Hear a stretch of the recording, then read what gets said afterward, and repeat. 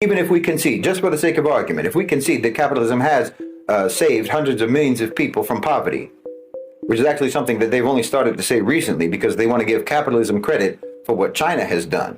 It's nothing but a deflection from the literal billions of victims of capitalism. Because capitalism was a driving force in colonization, in slavery, modern slavery, famine, ecological disaster, deadly working conditions, on and on. So, for example, European colonization is estimated to have caused 50 million deaths. Capitalist-driven wars have resulted in 160 million deaths. Upwards of 20 million Africans died in the transatlantic slave trade. This is all from the impact of capitalism. Take credit for that too.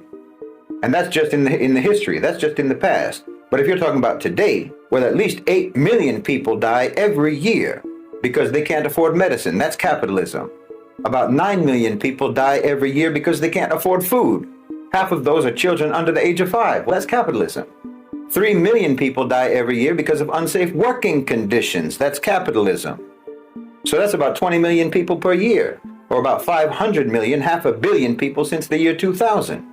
And that's just talking specifically about deaths. We're not talking about general suffering. Because if we talk about that, well, there's at least 50 million people living in conditions of modern slavery right now. Around 15 million people are forcibly displaced for large economic projects, development, and so on every year.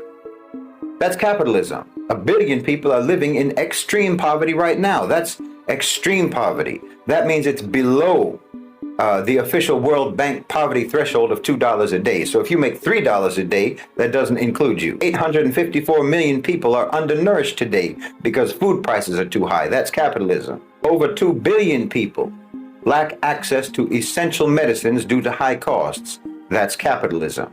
I mean, I could go on. And like I said, the World Bank set the international poverty line at around $2 a day. And anyone earning anything above that is technically considered to have been lifted out of poverty. So yes, if you make just $2.50 per day, capitalism has rescued you.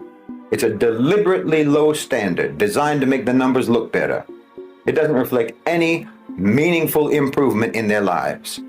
It simply changes the way that poverty is measured, just to try to make capitalism look like it's doing more than it is and helping more than it is. You eliminate poverty by redefining it as not poverty.